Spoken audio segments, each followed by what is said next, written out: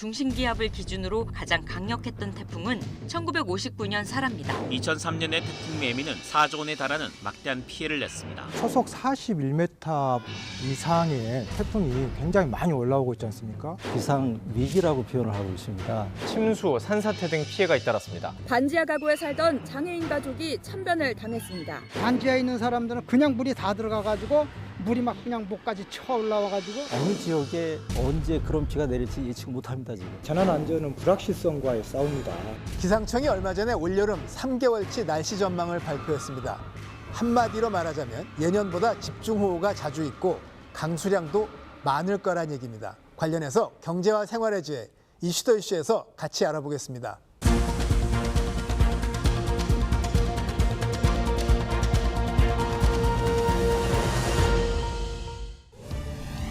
남들 안 하는 속 깊은 이야기를 해봅니다. 안녕하세요. 이슈 더 이슈 박찬입니다.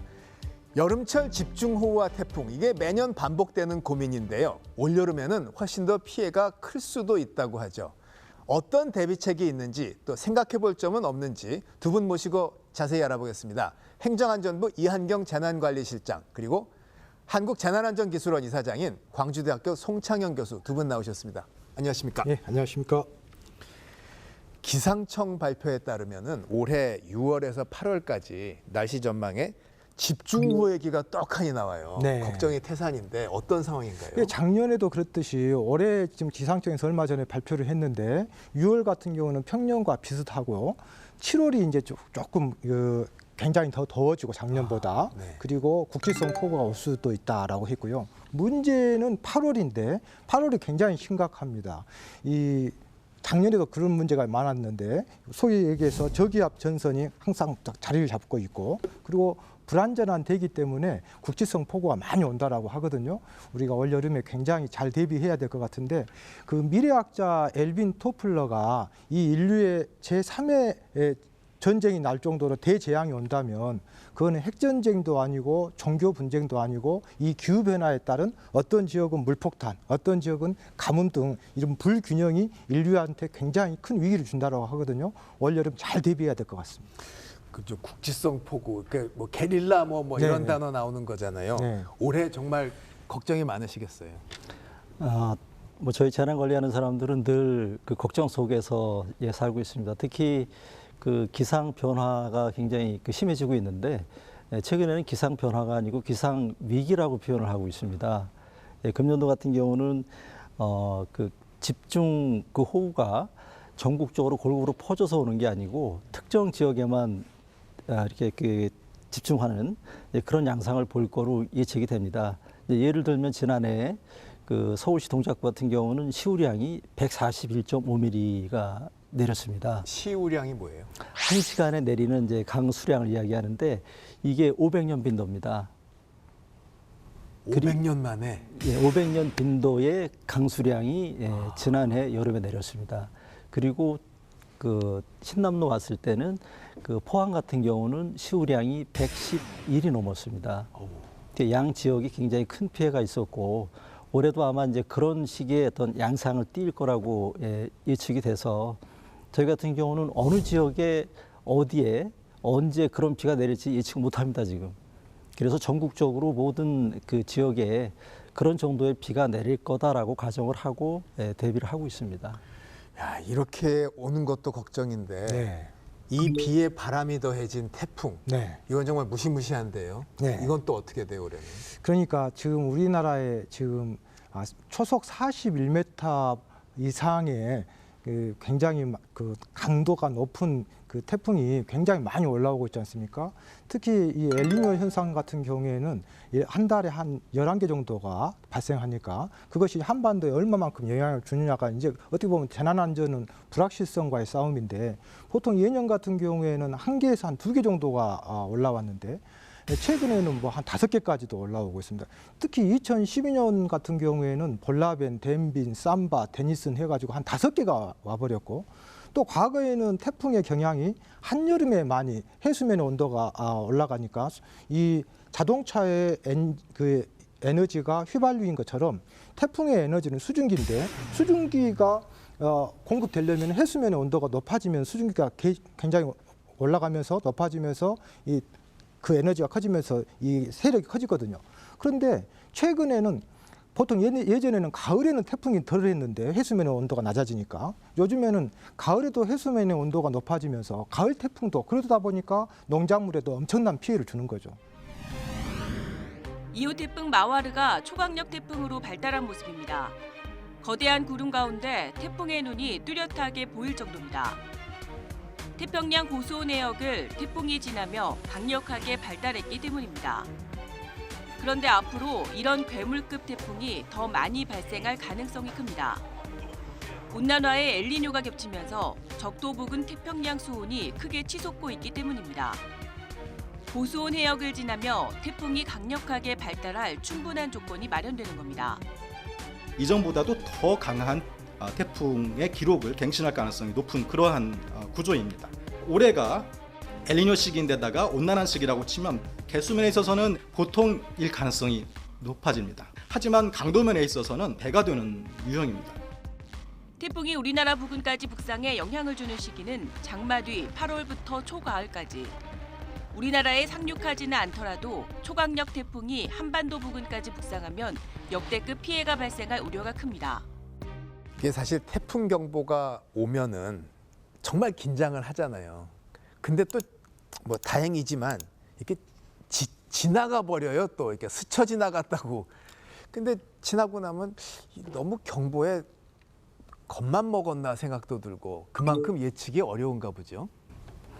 그 태풍에 영향을 주는 변수들이 굉장히 많습니다. 뭐 바람이라든지 주변의 기압 배치라든지 또 해수면 온도라든지. 근데 이거를 정확하게 예측하는 거는 사실상 거의 불가능하고요. 이제 그럼에도 불구하고 저희가 이제 그 기상청의 예측 기술은 많이 발전했습니다. 대체적으로 어느 쪽으로 어느 크기로 온다라는 거는 저희가 파악이 가능합니다. 그 지난해 신남로 때도 저희가 그 중대본 단계를 1, 2, 3단계로 올라가는데 저희가 1단계에서 3단계로 바로 격상을 했습니다. 그거는 예측 가능했기 때문인데 문제는 뭐냐면 이 태풍의 반경이 작년에 신남로 같은 경우는 반지름 말하는 건데요. 430km입니다. 그럼 서울하고 부산 거리죠. 그러면 중심이 부산 근처를 지나갈 때 서울도 영향권 안에 있는 겁니다. 근데 우리가 이 뉴스에서 가끔 이제 그 뭐랄까 중심이 어디를 지나가느냐에 굉장히 집중하는 경향이 있는데 중심만 중요한 게 절대 아니다. 그 중심이 남해에 있을 때 포항이 침수가 됐습니다. 오히려 그 중심보다는 그 앞쪽 태풍 앞쪽 전면이 더 그 강수량도 많고 바람도 센 경우가 많습니다. 그러니까 태풍이 일단 오면은 전체적으로 다 위험할 수 있다라는 게 일단은 그런 마음을 갖는 게 좋고요. 그에 따른 준비가 꼭 필요하다라고 보여집니다. 왜냐하면 어느 지역에 어느 정도 피해가 날지는 여러 가지 변수가 있습니다. 아까 말씀드린 대로 바람이라든지 지형 여건, 뭐 기압 배치 등등 이게 너무 다양한 변수가 있기 때문에 정확하게 울산에 비가 얼마 내린다 이게 불가능하거든요. 그러니까 우리는 비가 많이 오고 또 바람도 세게 불 거다라고 해서 최악의 상황을 염두에 두고 대비하는 게 저는 맞다고 봅니다. 그러니까 보도에는 이렇게 중심이 지나간 것만 얘기를 하는데 그 주변에 타격받은 건 항상 후속 보도로 나오니까 그렇습니다. 한꺼번에 생각을 안 하는군요. 그런 좀 그러네. 방금 이 실장님 말씀에 조금 첨언을 드리면 이게 정확하게 저희들이 대학에서 강의할 때 재난 안전은 불확실성과의 싸움이다. 그러니까 저희들이 대비할 때 최악의 시나리오를 설정해서 우리가 대비해야 된다라는 말씀을 좀 드리고 싶고요. 저희들이 태풍은 크게 세 가지로 저희들이 얘기를 합니다. 그러니까 엄청난 강풍과 또 엄청난 강우 그리고 산사태 우리나라의 특성상 이 세 가지만 좀 주의를 해주시면 좋겠는데 가장 간단한 예로 2003년도에 태풍 매미 같은 경우에 엄청난 이 태풍이 두 가지가 있어요. 그러니까 강풍과 강우를 함께 하는 경우가 있고 강풍만 또 강우만 가지고 오는 경우가 있는데 이 태풍 매미 같은 경우는 엄청난 강풍이었죠. 기억나시겠지만 테트라포트라고 하고 보통 한 10톤 정도 되는 이 방파제가 그 엄청난 노을과 바람에 의해서 횟집 앞에까지 지상으로 도로 위까지 올라온 그게 그 태풍 매미였던 거거든요. 당시에 부산항이라든가 광양항에 대형 이 컨테이너 날리는 이런 것들이 전부 다 넘어지고 난리가 났었죠. 그 다음에 태풍 루사 같은 경우는 2002년도 그 전해인데 그때는 엄청난 강우를 동반했는데 구례 화무사를 관통해서 태풍 루사가 강원도 강릉으로 빠져나가면서 강원도 강릉에 동해 해수면의 온도가 높으니까 엄청난 수증기를 공급했을 거 아닙니까? 그러면서 일일 강우량이 약 870.5mm 정도가 왔습니다. 그러니까 우리나라 저희들이 대학에서 강의할 때 1월 달부터 12월 달까지 연간 평균 강우량을 850에서 한 1,300mm로 보거든요. 해마다 조금 틀리니까. 그러니까 강원도 강릉 같은 경우는 1년치 올 비가 한꺼번에 하루에 와버렸다. 거의 양동이로 쏟아부었다. 이 정도 되는 거죠. 굉장히 위험한 상태입니다. 저는 이제 산사태 같은 경우에도 굉장히 좀 심각한 게 있고요. 저는 지금 우리나라의 가장 큰 문제가 도심지 침수라고 저는 생각합니다. 아, 네.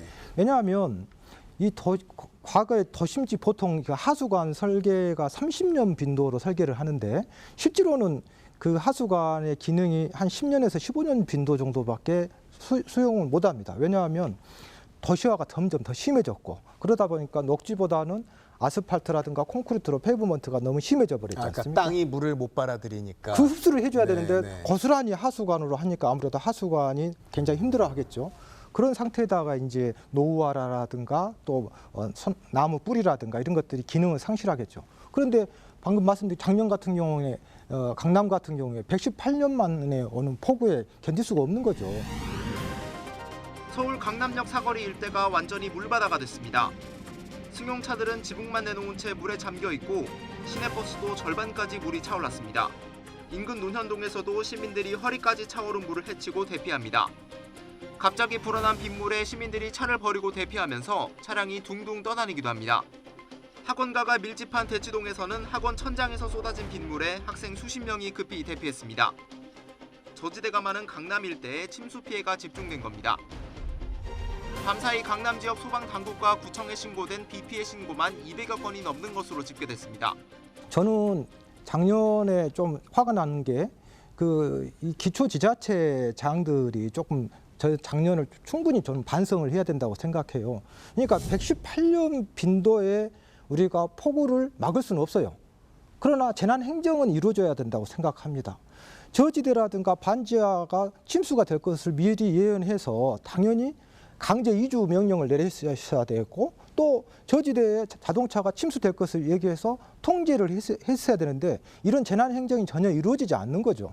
저희 재난안전기본법 25조 2항에 기초지자체장의 재난예방과 복구의 책무가 있습니다. 그러면 이 기초 228개 시군구청장들이 시민의 생명과 재산을 보호하기 위해서 1592년도에 임진왜란 때 이순신 장군처럼 충분히 본인들의 임무와 역할을 알아가지고 중앙정부에다가는 뭘 요구하고 경찰 소방에다가는 뭘 명령을 내릴 수 있고 이런 것들을 충분히 숙지를 했어야 되는데 앞으로 이런 것들이 저는 숙제라고 생각합니다.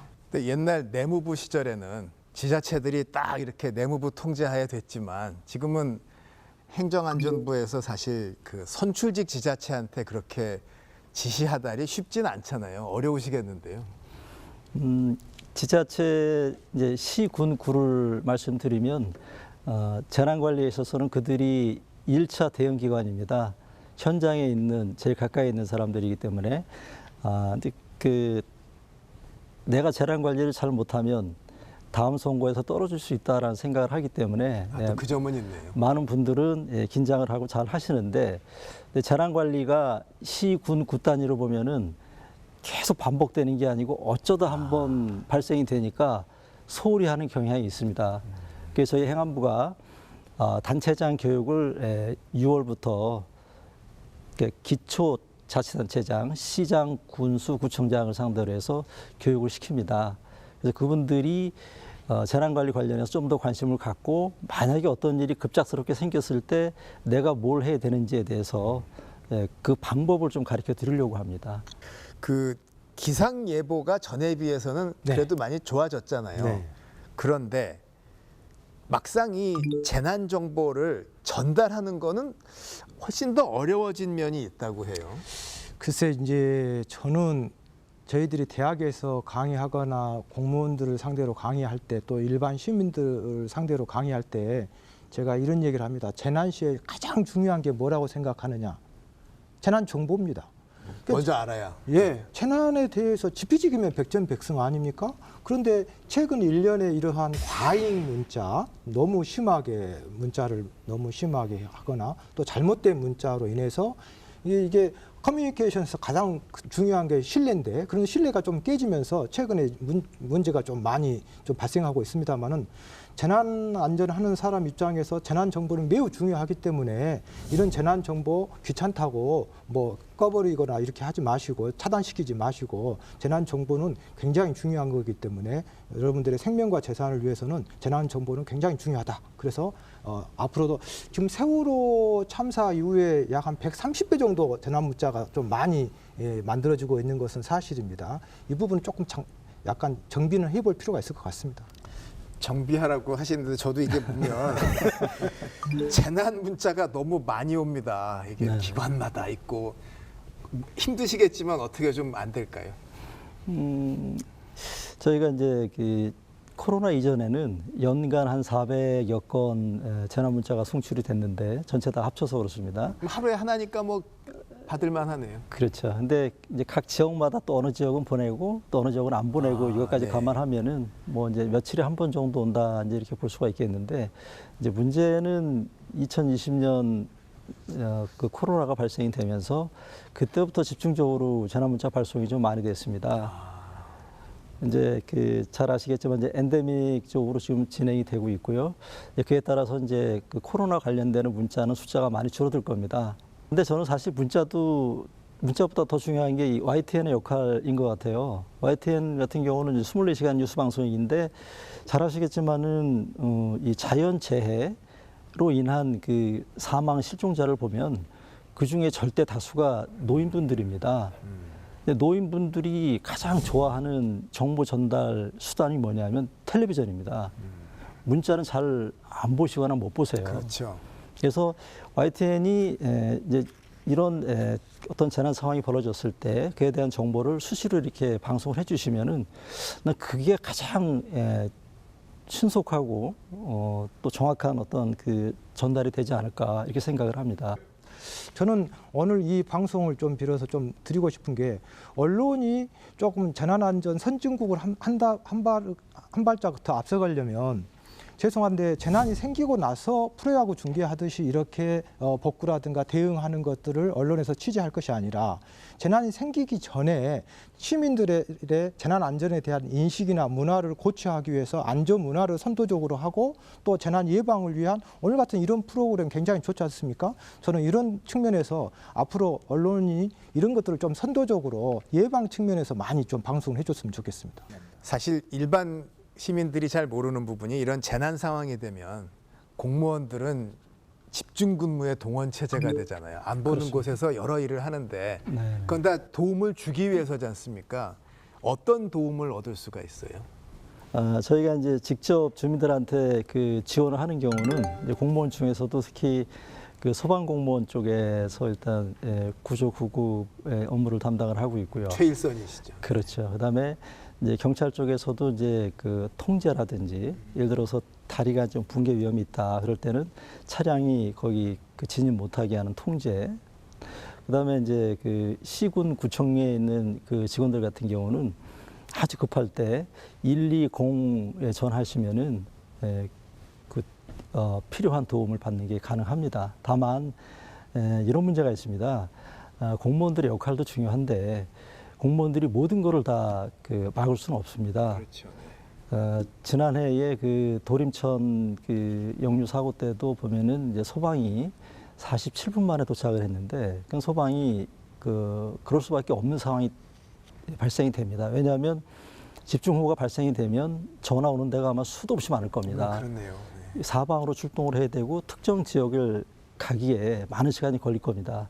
그래서 저희가 지역 자율 방재단이라는 거를 운영을 하고 있습니다. 일종의 자원봉사인데요. 스스로 이 재난 발생 시에 내가 뭔가 이웃을 위해서 하겠다 하시는 분들인데 그분들 숫자가 전국에 한 6만 8천여 명이 됩니다. 그래서 저희가 그분들을 교육도 시키고 또 그분들이 이웃에 무슨 일이 생겼을 때는 가서 좀 도움을 줄 수 있도록 단톡방 같은 걸 만들어서 저희가 정보를 같이 공유하고 예, 그렇게 있습니다. 아, 그렇군요. 네. 저는 그 대한민국의 안전 역량이 높아지려면 투 트랙으로 가야 된다고 생각해요. 네.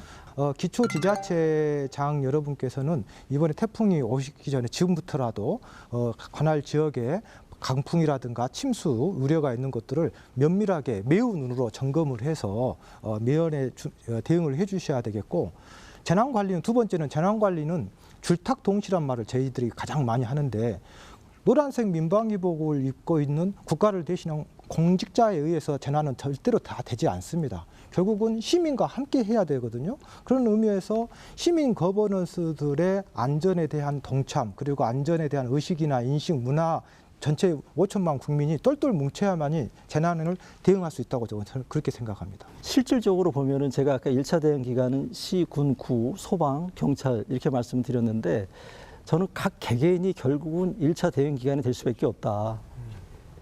그러면 그 각 개개인이 어떤 그 재난 대응 역량을 갖고 있는 게 되게 중요한데, 근데 그거를 갖지 못하는 분들이 계세요. 이제 그분들이 누구냐면 연세 드신 분들, 노인분들.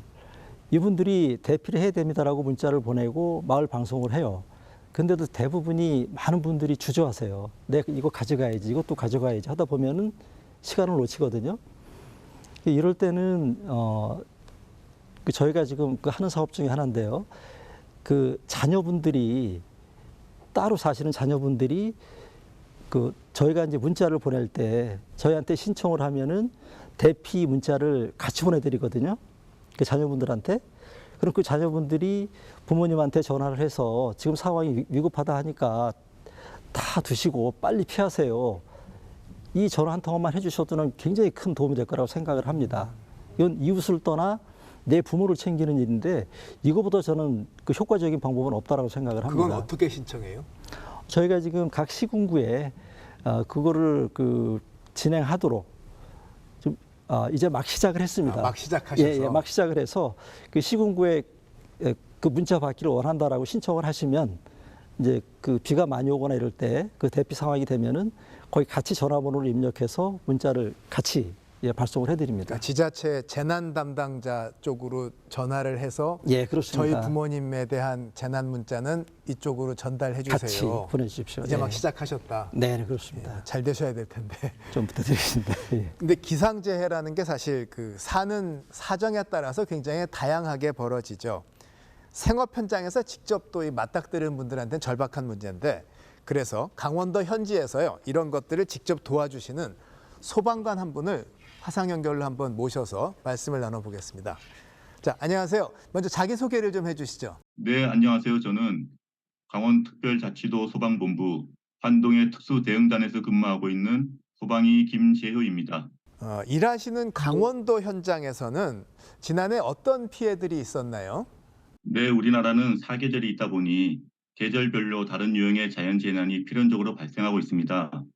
최근 5년간 강원특별자치도의 자연재난 추세를 살펴보면 봄철은 산불의 발생 빈도가 작고 대형화되어 피해 규모가 커지고 있습니다.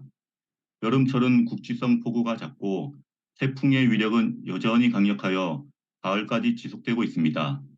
대표적으로 태풍 미탁과 프란시스코, 태풍 흰남노의 영향으로 해안가의 마을의 주택 침수와 상가가 침수되는 등 많은 피해를 입었습니다.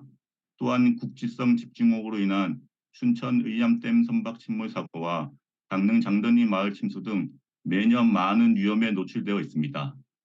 네, 우리가 이제 그 자연의 그 변화를 뭐 다 예측할 수는 없지만 유심히 좀 살펴보면은 그래도 좀 대비할 수 있는 지혜가 있지 않을까요? 네, 자연재난은 천재지변이란 말이 있을 만큼 사람의 힘으로 막기 어렵습니다. 하지만 잘 대비할 수 있는 지혜가 있습니다. 바로 관심과 관찰을 하는 것입니다. 기상 상황에 관심을 가지고 주변에 위험 요소가 있다면 전조 증상을 유심히 관찰해야 합니다.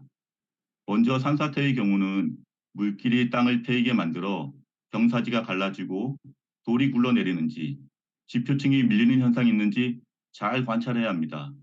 경사면에서 갑자기 많은 양의 물이 솟거나 바람이 심하지 않는데 나무가 평소보다 기울었다면 산사태 가능성이 상당히 의심해야 합니다.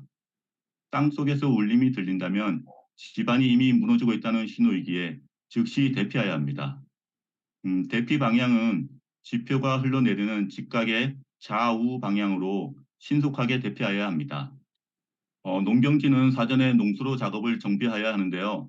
만약 침수가 되었다면 하천이 범람하여 인접 도로까지 침수되었기에 논둑이나 물고 점검을 위해 절대로 밖에 나가서는 안 되겠습니다. 자, 직접 피해 현장을 도와주시는 입장에서 정말 아쉬운 점도 있겠고 또 당부할 점도 있으실 텐데 이번 기회에 좀 말씀을 해주시죠. 태풍이나 폭우는 많은 양의 물을 한꺼번에 쏟아내기에 계곡이나 하천물이 급격하게 불어납니다. 계곡에 위치한 펜션 운영자가 평상이나 작은 시설물로 옮기러 갔다가 유속이 빠른 계곡물에 휩쓸리는 경우도 있고요. 농지나 시설물 점검에 나선 농민이 하천물에 휩쓸리는 경우도 있습니다. 꼭 당부드리고 싶은 점은 앞선 사고 사례처럼 무리한 선택과 행동을 하시면 안 됩니다. 물과 거리를 두는 안전한 선택과 행동을 하셔야 합니다. 우리의 안전은 그 무엇과도 바꾸어서는 안 됩니다. 여름이 다가오고 있습니다. 이미 지역별로 폭우가 쏟아지는 등 올해도 수해로 많은 피해가 예상됩니다. 미리 주변의 위험 요소를 살펴보시고 정비하여 여러분과 여러분 가족의 안전을 꼭 지켜주시길 당부드리겠습니다. 저희 소방관들도 국민의 생명과 안전을 지켜드리기 위해 최선을 다하겠습니다. 네, 귀한 시간 내주셔서 대단히 감사합니다. 고맙습니다. 네, 감사합니다. 그 침수 피해가 자주 나는 지역이 사실은 이게 과거에는 그 사람이 살기 어렵던데 이제 개척을 해서 양수시설하고 해서 살게 됐다 보니까 아무래도 더 취약하죠. 그러면 대비를 어떻게 각별히 더 해야 되는 거죠, 이게? 예, 맞습니다. 저희가 그 침수 피해 우려 지역에서 저희가 그 지정을 하고 이제 그에 대한 특별 관리를 지금 하고 있습니다. 예, 몇 가지 좀 예를 들어서 말씀드리면은 이제 그 반지하 주택에 거주하시는 분들에 대해서는 이제 방송에도 나왔지만은 그 중앙부처 지자체에서 이주 지원 사업을 하고 있고요. 이제 그보다 또 직접적인 거는 저희가 차수판이라든지 또 아니면은 그 반지하 주택 같은 경우는 이제 방범창이 있는데 네. 이 방범창이 굉장히 튼튼하게 돼 있어서 이제 밖에서 못 들어가게 하는데 목적은 있지만 안에서도 나올 수 없는 이런 문제가 있어서 개폐가 가능한 그 방범창을 만들도록 저희가 지원을 하고 있습니다. 이제 여러 가지 사업들을 저희가 하고 있는데요. 근본적으로 저는 이렇게 생각합니다. 이제 실제 재난 현장에서 재난 대응을 하는 사람 입장에서 볼 때 이제 경험을 토대로 말씀을 드리는 겁니다. 이런 시설들이 완벽하게 작동이 되면 다행인데 완벽하게 작동이 안 되는 경우가 많습니다. 네. 그래서 좀 보수적으로 생각을 하면 일단 침수가 되고 상황이 심상치 않다 그러면은 대피하는 게 최우선입니다. 그게 참 예. 재산 생각하고 막 뭘 들고 가야 되나 피난 가듯이 어려운 결정을 하는 건데 가장 중요한 건 인명입니다. 그렇죠. 네. 재해 취약 기구에 대한 대책 이것도 참 우리가 관심인데 지난해부터 서울시에서도 이주 지원을 좀 진행을 하고 있습니다. 관련 영상을 같이 보시고 또 말씀을 해보죠. 지난 여름 기록적인 폭우로 반지하 주택에 살던 일가족이 숨지는 참변이 발생했습니다. 침수 위험에 대한 대책 마련이 시급한데 서울의 반지하 주택이 20만 가구가 넘습니다. 시는 우선 반지하에 사는 중증장애인 가구부터 지원하기로 했습니다. 먼저 공공임대주택 지상층으로 이주를 돕습니다. 침수 위험이 있는 반지하에 거주하는 중증장애인 370가구 가운데 이사를 희망한 69가구의 이주를 돕고 보증금, 이사비 등을 지원할 방침입니다. 이들 가구가 민간 임대주택 지상층으로 옮기기 원하면 월 20만 원을 최대 2년 동안 지급합니다. 자, 반지하 공간 이게 참 그 영화 때문에도 관심을 끌게 되었는데 재해 취약 지구에 이게 지금 지원책 어떻게 보세요?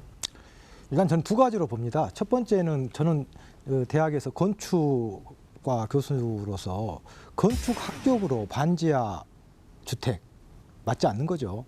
그러니까 최소한의 주거 공간이 되려면 기본적인 채광이라든가 통풍이라든가 환기가 충분히 되어줘야 되는데 그렇지 못한 거이기 때문에 사실은 주거 공간으로서 맞지 않기 때문에 앞으로 제도 정비가 필요한 것 같고요. 사실 재난 선진국이라고 일컬어지는 미국 같은 경우에도 이런 안전 약자에 대한 법제도 정비가 오래전부터 된 게 아니라 2005년도에 허리케인 카트리나 이후에 많이 제도된 거기 때문에 그다지 오래된 역사를 가지고 있지 않는데 우리나라가 이런 행정을 한다는 것은 상당히 고무적이라고 저는 생각합니다. 자, 이 반지하에 대한 어려움 또 사는 분들에 대한 재난 지원 사람마다 또 생각이 다르죠. 그래서 댓글로 한번 시민들의 의견을 모아봤습니다. 같이 한번 보시죠. 자, 이 배수 잘 되게 하는 게 답이지 왜 금전적 지원을 왜 하느냐 이런 의견도 있고 돈 없는데 꼭 비싼 서울에 살아야 하느냐 인프라 좋은 동네에 살려고 하면은 참 이게 세금으로 그들을 도와주는 게 맞느냐 좀 까칠한 의견이 있으셨고 월 20만 원 2년밖에 지원이 안 되는데 지상으로 옮길 수 있겠느냐 이런 현실적 의견도 있네요. 어떻게 보세요? 글쎄 서울시의 경우에는 월 20만 원씩 2년씩 무상 지원이고 국토교통부는 완전히 그냥 퍼주는 것이 아니라 무이자로 그러니까 순수하게 대출을 해주는 거지 않습니까? 약간 결이 좀 틀린 것 같은데 어찌됐건 저는 휴머니즘에 입각해서 어떤 재난 취약계층을 국가가 돕는다는 것은 오케이. 다만 중국 고사에 그 백성이 배고픈 것에 봉기한 것이 아니라 불공정한 것에 봉기하기 때문에 그 두 가지를 잘 균형감을 있게 행정을 해야 된다라고 생각하고요. 근데 이제 이런 의견도 있어요. 저 나오지만 반지하의 위험한 곳인데 사람 살게 하는 게 말이 되냐 이런 의견이 있지만 이렇게 생각하기만은 어려운 면도 사실 있지 않습니까? 왜냐하면 살 곳이 없으니까 거기라도 들어가 사는 게 현실이니까. 저도 지금 말씀하신 부분에 대해 전적으로 공감을 하는데요.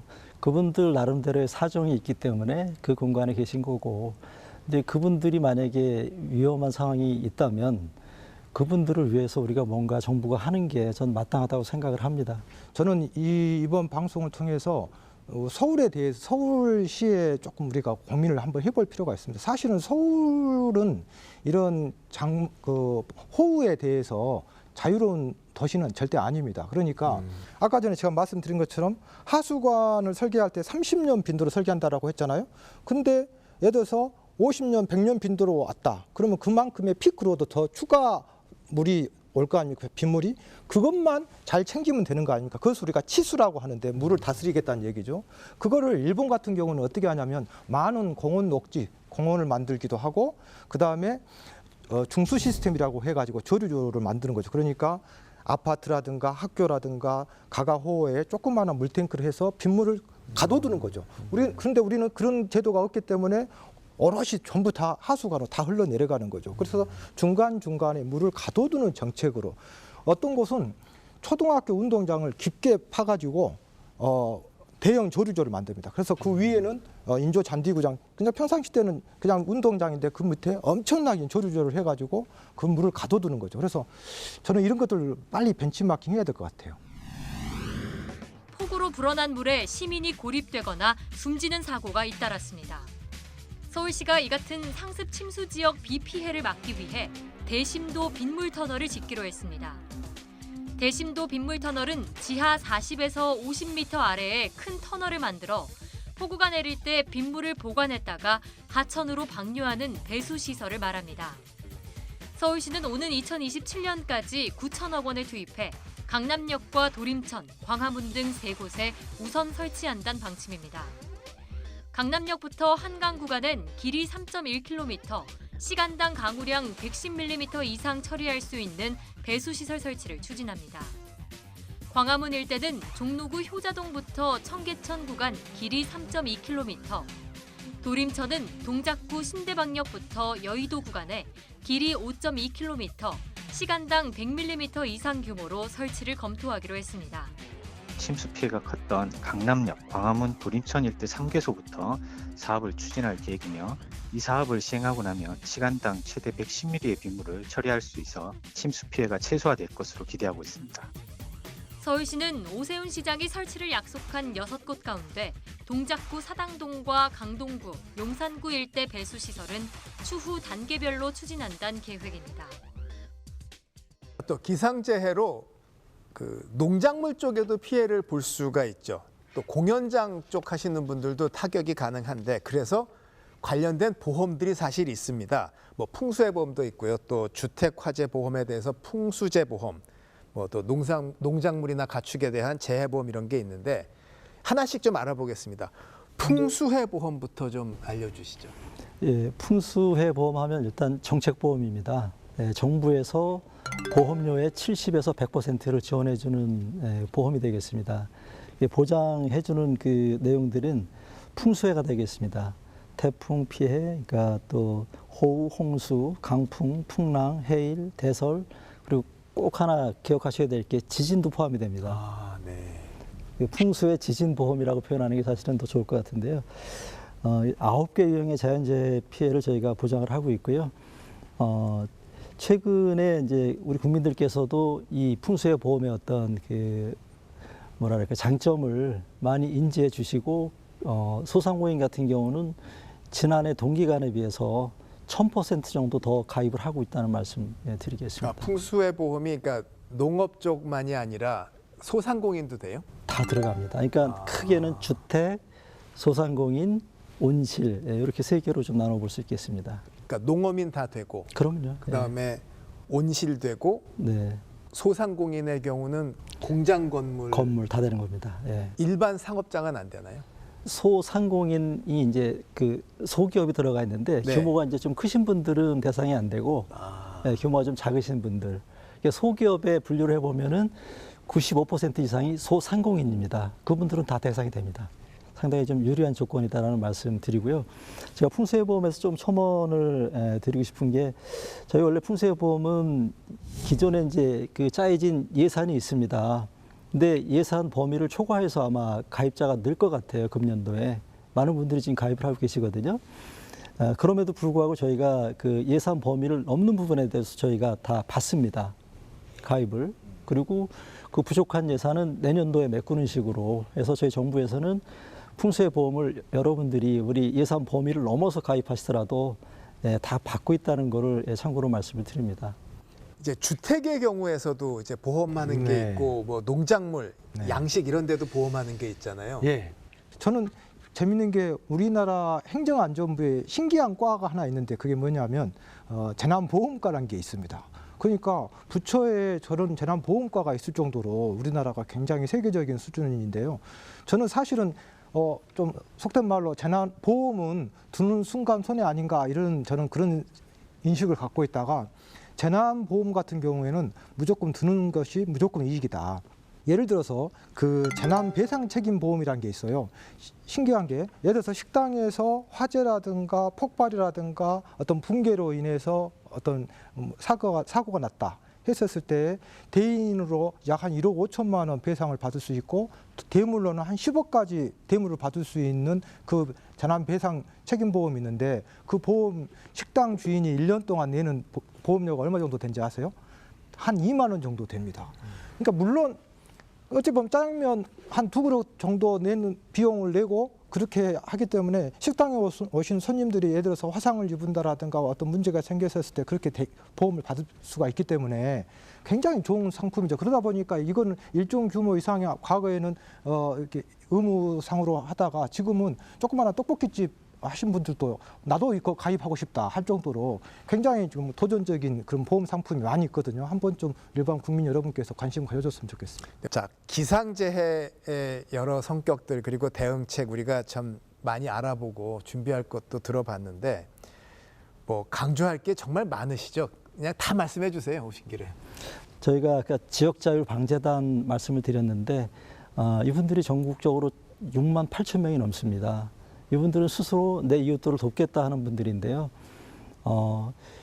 어떤 지역에 큰 재난이 발생이 되면 소방이나 그 구조기관들이 가야 될 곳이 너무나 많습니다.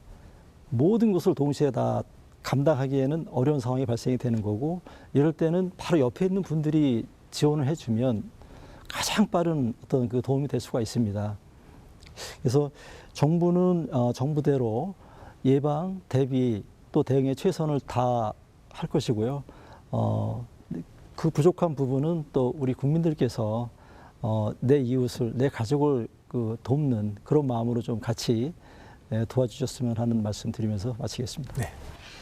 글쎄, 저는 이제 저희 현재 우리나라의 재난안전의 현 스탠스는 분노와 무지의 반복 사회다라고 저는 얘기하고 싶어요. 그러니까 삼풍백화점, 성수대교, 대구 지하철, 세월호 참사, 최근에 이태원 참사까지 수많은 재난이 생기면은 분노만 하고 또 며칠 지나면 또 다 잊어먹는 무지한, 저는 좀 맞아 죽을 각오로 좀 심하게 얘기하면 재난에 무지한 자, 분노할 자격도 없다. 우리가 그만큼 분노했으면 우리가 앞으로는 그런 일이 생기지 않도록 재난에 대해서 충분히 공부하고 반성하고 교훈을 찾아서 안전한 미래를 도모해야 되는데 우리 사회는 끊임없이 분노만 하고 재난에 대해서 너무 무지한 거기 때문에 오늘 이 방송 굉장히 그런 의미에서 큰 의미가 있는 것 같고요. 두 번째는 재난안전에, 이 사회의 재난안전에 대한 역량이 높아지려면 저는 세 가지 정도가, 첫 번째는 진정성, 시민의 생명과 재산을 돌보겠다고 하는 진정성이 있어야 될 것이고, 두 번째는 전문성이 있어야 된다고 생각합니다. 법과 매뉴얼 그리고 재난 행정을 충분히 알고 있는 공직자에 의해서, 특히 기초지자체의 장들이 그야말로 이렇게 심하게 내가 재난안전에 대해서, 자연재난, 사회재난에 대해서 알아도 되나 싶을 정도로 숙지가 돼야 된다고 생각하고, 마지막 세 번째는 연속성이 있어야 된다고 생각해요. 이 축적된 노하우를 가지고 계신 분들 알만 하면 다른 데로 가버리기 때문에 새로운 아마추어한테 우리의 생명과 재산을 맡기는 이 제도, 아까 전에도 얘기했듯이 뭔가 조금 고민을 한번 해볼 필요가 있을 것 같습니다. 비 오고 태풍 불면은 하늘만 바라보고 있던 그런 시절은 이제 아닙니다. 미리 내다보고 준비하면 피해를 줄일 수가 있죠. 하지만 여전히 실천에서는 어려운 점들이 많습니다. 어디가 막혀 있는지 알면 해결책의 반은 시작된 점이 아닐까요? 오늘 두 분 모시고 말씀 나눠봤는데요. 행정안전부 이한경 재난관리실장, 그리고 한국재난안전기술원 이사장, 광주대학교 송창현 교수, 정말 고생해 주셨습니다. 감사합니다. 네, 고맙습니다. 네, 고맙습니다.